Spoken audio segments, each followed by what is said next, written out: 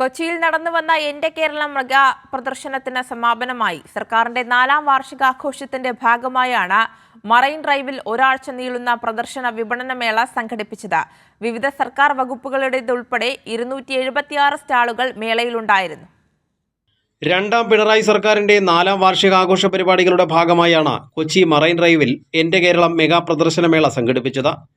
വിവിധ സർക്കാർ വകുപ്പുകളുടേതുൾപ്പെടെ 276 സ്റ്റാളുകൾ ഒരാഴ്ച നീണ്ടുനിന്ന പ്രദർശനമേളയിലുണ്ടായിരുന്നു. 194 തീം സർവീസ് സ്റ്റാളുകളും 82 കൊമേഴ്സ്യൽ സ്റ്റാളുകളും ഇതിൽ ഉൾപ്പെടും. കൃഷി വകുപ്പ്, ജലസേചന വകുപ്പ്, ഫയർ ആൻഡ് റെസ്ക്യൂ, ആയുഷ് വകുപ്പ് തുടങ്ങിയവയുടെ സ്റ്റാളുകളും ഭക്ഷ്യമേളയും നിരവധി പേരെ ആകർഷിച്ചു.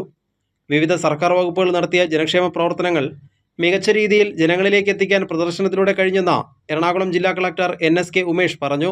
നല്ല രീതിയിൽ നടന്നിട്ടുണ്ട്. വിവിധ വകുപ്പുകളുടെ സേവനങ്ങൾ, വിവിധ വകുപ്പുകളുടെ നേട്ടങ്ങൾ, ഈ സർക്കാർ സമയത്ത് ഉണ്ടായ വിവിധ വകുപ്പുകളുടെ കാര്യങ്ങളെല്ലാം ബ്യൂട്ടിഫുള്ളായിട്ട് നമുക്ക് എക്സിബിറ്റ് ചെയ്യാൻ പറ്റിയിട്ടുണ്ട്. തീർച്ചയായിട്ടും ഒരു ബ്യൂട്ടിഫുൾ അവയർനെസ് ആണ് ജനങ്ങൾക്ക് ഉണ്ടായിട്ടുള്ളത് നമ്മുടെ സർവീസസ് കുറിച്ച്. മറൈൻ ഡ്രൈവിലെ ശീതീകരിച്ച പ്രദർശന നഗരിയിൽ മെയ് 17 മുതൽ 23 വരെ ഓരോ ദിവസവും രാവിലെ 10 മണി മുതൽ രാത്രി 9 മണി വരെ ആയിരക്കണക്കിന് സന്ദർശകരാണ് എത്തിയത്. പൂർണ്ണമായും സൗജന്യമായിരുന്നു പ്രവേശനം. കൈരളി ന്യൂസ്, കൊച്ചി.